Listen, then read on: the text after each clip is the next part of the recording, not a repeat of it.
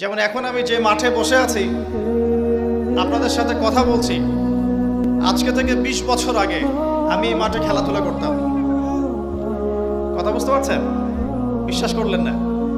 আজকে থেকে 20 বছর আগে আমি এই মাঠে খেলাধুলা করেছি।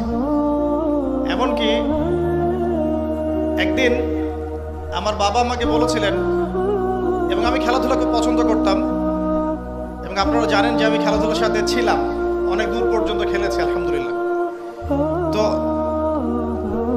আমার বাবা আমাকে বলছিলেন যে খেলাধুলা করতে যেতে ইচ্ছা করছে। আমি বললাম যে হ্যাঁ। তো আমার মনে আছে ঠিক ওই যে ছেলেগুলো যেখানে দাঁড়িয়ে আছে ওই জায়গাটাতে আমি খেলছিলাম। আমার ব্যাচমেট যারা আছেন এখানে উপস্থিত হয়তো তারা জানবেন বিষয়টা। ক্রিকেট, অবশ্যই ক্রিকেট। আর ক্রিকেট খেললে আমি ব্যাটিং করতাম, বোলিং করতাম না। ব্যাটিং করেই পালাতাম, ফিল্ডিং করতাম না, এত খাটনির মধ্যে নাই। তো খেলতে খেলতে শুনলাম যে বাসায় আমার বাবা মারা গেছেন, ইন্না লিল্লাহি ওয়া ইন্না ইলাইহি রাজিউন। আমার বাবা আর মা এখানেই থাকতেন, ঠিক এই বাজারের সামনের বাসায়। এখানে আমার শৈশবটা কেটেছে। আমি আপনাদের এখানে পুলিশ একাডেমি শিশু শিক্ষালয় একটা স্কুল ছিল, এখন আছে কিনা আমি ঠিক জানি না। সেই স্কুলে আমি ক্লাস 1 ক্লাস 2 পর্যন্ত পড়েছিলাম, এবং সে সময় রাজশাহী ডিভিশনে একটা বিতর্ক প্রতিযোগিতা হয়েছিল আমার মনে আছে যতটুকু। তখন আমার বয়স অনেক কম, 6 থেকে 7 বছর হবে হয়তোবা। আমার মনে আছে আমি ডিভিশন বিতর্ক প্রতিযোগিতা এবং আবৃত্তি প্রতিযোগিতায় ফার্স্ট হয়েছিলাম, এটা মনে আছে। এরপরে আমি সরকারি পাইলট স্কুল উচ্চ বিদ্যালয়ে পড়েছি 1 বছর। এটা অনেকেই জানেন না। আমার শৈশবটার অনেকটা স্মৃতি এখানে জড়িত আছে। আর আজকে তাকদীরের কি লিখন যে সেই মাঠে বসে আমি আপনাদের সামনে দ্বীনের ওয়াজ করছি। সুবহানাল্লাহ। আল্লাহ পাক কিভাবে মানুষের তাকদীর লিখে রাখেন। হয়তো সেদিন আল্লাহ পাক আসমানের উপর থেকে দেখছিলেন এই ছেলেটা যেখানে খেলছে আর 20টা বছর পর সেখানে ওয়াজ করবে, তাই না? আল্লাহ পাক সব জানতেন না? দেখুন আমরা এখানে যারা উপস্থিত আছি আমরা দোয়া করি আল্লাহ পাক সবাইকে জান্নাত দান করুন। তো আমরা যারা উপস্থিত আছি জান্নাতে যদি যাই ইনশাআল্লাহ, জান্নাতে যাওয়ার 1 কোটি বছর পরে আমরা কি করব আল্লাহ পাক এখনই সেটা জানেন, জানেন না? আবার আল্লাহ না করুক কেউ যদি জাহান্নামে যায়, জাহান্নামে যাওয়ার 1 কোটি বছর পর সে কি শাস্তি ভোগ করবে আল্লাহ পাক এখনই সেটা জানেন। আল্লাহ রাব্বুল আলামিন এই সময়ের ঊর্ধ্বে, এটাই বলে আমরা আল্লাহু আকবার। আরো ঘটনা আছে, বলতে গেলে আজকে ওয়াজের সময় শেষ হয়ে যাবে। আমার পাশে ওস্তাদকে দেখছেন, এই যে ছোট ছেলেটা তেলাওয়াত করে গেল কোরআন, তার চেয়েও ছোট বয়স আমার, তখন 7 থেকে 8 বছর হবে। আমার কোরআনের হাতে খড়ি হয়েছে ওস্তাদ নজরুল হুজুরের কাছে, এটা আপনারা অনেকেই জানেন না। তো আলহামদুলিল্লাহ আমি এখনো খুশি যে আলহামদুলিল্লাহ হুজুর এখনো অনেক স্টুডেন্ট পড়ান মাশাআল্লাহ, এবং অনেকে তার স্টুডেন্ট আছেন এখানে। আমার কোরআনের হাতে খড়ি হয়েছে এখানে। এবং এরপরে আমার বাবা ইন্তেকাল করার পর আমরা চলে যাই এখান থেকে, সেখানে গিয়ে আমরা রংপুরে থাকা শুরু করি আর কি। এখন আমি ঢাকার বাসিন্দা, তাকদীর ঘুরছে কিভাবে। এরপরে আরো অনেক পড়াশোনা করতে হয়েছে, মাদ্রাসার সাবজেক্টগুলো পড়তে হয়েছে, ইউনিভার্সিটিজ কভার করতে হয়েছে। বিগত প্রায় 10 বছর থেকে আমি মোটামুটিভাবে 14 থেকে 15 জন ওস্তাদ এর কাছে পড়েছি, 14 থেকে 15 জন। এই যে পড়ার পর আমি মনে করছি যে আমি ইসলামের কিছু জানি না।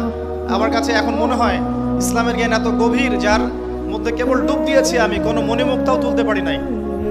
আমি কিভাবে আপনাদেরকে মণিমুক্তা দিব? আর এই পথে চলার সময় দেখেছি যে বাস্তবতা আর কোরআন সুন্নাহ এক জিনিস নয়। বাস্তব চলছে একভাবে, কোরআন সুন্নাহ বলছে আরেকভাবে। বাস্তবতায় সুদ খাওয়া মানুষের কাছে ফরজ হয়ে গেছে, আর কোরআন সুন্নাহ বলছে সুদ খেলে আল্লাহ এবং তার রাসূলের সাথে যুদ্ধ করা হয়। বাস্তবতায় আমরা দেখছি যে প্রত্যেকটা ছেলে মেয়ে, অলমোস্ট এভরিবডি ফ্রি মিক্সিং জেনার সাথে জড়িত। আর কোরআন বলছে আমাদেরকে ওয়ালা তাকরাবু জিনা, জেনার কাছেও যেও না। কোরআন সুন্নাহর সাথে বাস্তবতার বিশাল ফারাক।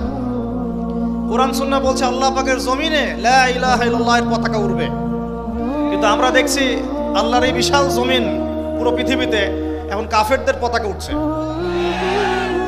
কোরআন সুন্নাহ আল্লাহ পাক বলছেন যে পরিবারগুলো হতে হবে আদর্শ পরিবার, জান্নাতের টুকরার মতো। আর আমরা বাস্তবতা দেখছি, দেখুন অলমোস্ট এভরি পরিবারের মধ্যে ফাসাদ আর ফিতনা মনে হচ্ছে এক একটা জাহান্নামের টুকরা হয়ে যাচ্ছে। আমরা কোরআন শুনে পাচ্ছি মেয়েদেরকে খাস পর্দায় থাকতে হবে, আর আমরা বাস্তবতা দেখছি মেয়েরা বেপর্দায় বাইরে বের হচ্ছে।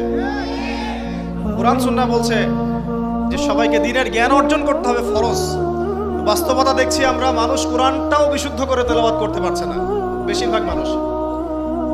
কোরআন হাদিস বলছে সালাত যে ব্যক্তি ছেড়ে দেয়, মান তারাকা সালাতান মুতাআম্মিদান ফাকাদ কাফার, কেউ সালাত যদি ছেড়ে দেয় ইচ্ছা করে সে ব্যক্তি কুফরি করে।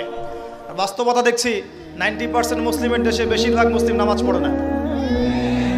কোরআন সুন্নাহ বলছে যে আপনাকে যাকাত দিতে হবে, নিসাব পরিমাণ সম্পদ হলে যাকাত দিতে হবে, কিন্তু আমরা বাস্তবতায় দেখছি আমরা দান সদকা করতে রাজি, যাকাত দিতে রাজি নই।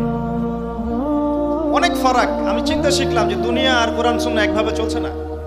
কোরআন এবং সুন্নাহ আমাদেরকে বলছে কোরআন সুন্নাহকে হাতে নিয়ে আমরা প্রায় 1250 বছর এই বিশ্বটাকে শাসন করেছিলাম, আর আজকে বিগত 200 থেকে 300 বছর আমরা দেখছি আমরা শাসিত। মানুষ আমাদেরকে উঠতে বললে উঠি, বসতে বললে বসি। আল্লাহ পাক সুদকে হারাম করেছেন, সারা বিশ্বে এখন সুদ ভিত্তিক ব্যাংকিং সিস্টেম চলছে, সবখানে সুদী এনজিও চলছে। আল্লাহ পাক কোরআন সুন্নাহয় বলছেন মুহাম্মাদুর রাসূলুল্লাহ, মুহাম্মদ সাল্লাল্লাহু আলাইহি ওয়াসাল্লাম সর্বশেষ রাসূল। আমরা দেখছি সমাজে এমন মানুষও বের হয়েছে বলছে মুহাম্মদ সাল্লাল্লাহু আলাইহি ওয়াসাল্লাম শেষ নবী নন, আরো নবী আসতে পারে। আছে না এমন মানুষ? আছে। কত পার্থক্য কোরআন এবং সুন্নাহর সাথে বাস্তবতার! এটা এই কোরআন সুন্নাহর জ্ঞানে ডুব না দিলে আপনি বুঝতে পারবেন না। কত ফিতনা! আল্লাহ পাক বলেন ওয়া'তাসিমু বিহাবলিল্লাহি জামিআ, তোমরা একত্রিত থাকো, আল্লাহর রজ্জুটাকে শক্ত করে ধরো, ঐক্যবদ্ধ থাকো। বাস্তবে দেখছি ঐক্যের বালাই নাই আমাদের মধ্যে, ঐক্যের কোনো বালাই নাই।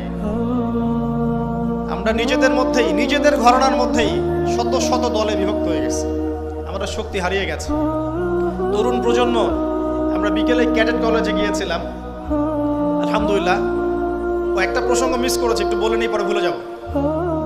আপনাদের প্রতি আমার একটা রিকোয়েস্ট আছে, আমি আপনাদের সন্তান, এখানে আমি শৈশব কাটিয়েছি, আপনাদের প্রতি আমার হক আছে, ঠিক যেমন আমার প্রতি আপনাদের হক আছে। একটা কথা মাঝখানে ভুলে গেছে, আমার মাও এখানে পড়াশোনা করেছে। এই যে কলেজের মাঠে আমি লেকচার দিচ্ছি, এই কলেজ থেকে আমার মা ডিগ্রি পাস করেছে, বুঝতে পারছেন? অনেক স্মৃতি আছে। তো যাই হোক, আমি আপনাদের কাছে প্রত্যাশা করব যে আমরা চাই সারদাতে একটা উন্নত মানের যুগোপযোগী একটা মাদ্রাসা করতে। আপনারা কি সহযোগিতা করবেন? যদি আপনারা শ্রম দিয়ে, অর্থ দিয়ে, জায়গা দিয়ে, পরামর্শ দিয়ে সহযোগিতা করেন, আমার খুব ইচ্ছা আমি আমার ওস্তাদকে একটা মাদ্রাসা করে দেবো ইনশাআল্লাহ। আমার পক্ষে তো চালানো সম্ভব না, কারণ আমি ব্যস্ত থাকি। আমার জীবনটা মুসাফিরের মতো, আজকে এখানে কালকে ওখানে। এই যে এখন এখানে বসে আছি, রাত 10টায় সময় দেওয়া আছে চাঁপাইনবাবগঞ্জ। এগুলো তো মানুষ বোঝে না। আর আপনাদেরকে কষ্ট দিয়ে তাদের মন রক্ষা করতে পারছি না, তাদেরকে কষ্ট দিয়ে আপনাদের মন রক্ষা করতে পারছি না। মানুষ বোঝে না যে আমরা কত কষ্টের উপরে থাকি। এই পথটা এত সহজ নয়। আমি নভেম্বর মাসে বাসা থেকে বের হয়েছি, এর মধ্যে কয়েকবার হয়তো বাসা যাওয়ার সুযোগ হয়েছে, এখন পর্যন্ত রাস্তাতেই সময় কাটছে। আজকে এখানে তো কালকে ওখানে, আবার আজকে রাত্রে চলে যেতে হবে ঢাকা, কালকে গাজীপুর প্রোগ্রাম। এভাবে চলবে মার্চ মাস পর্যন্ত। রমজান মাস আসলে আমি রিল্যাক্স, রমজান আসলে আমি শুকর গুজার করি, আলহামদুলিল্লাহ রমজান আসছে, এখন বাসায় থাকতে পারবো।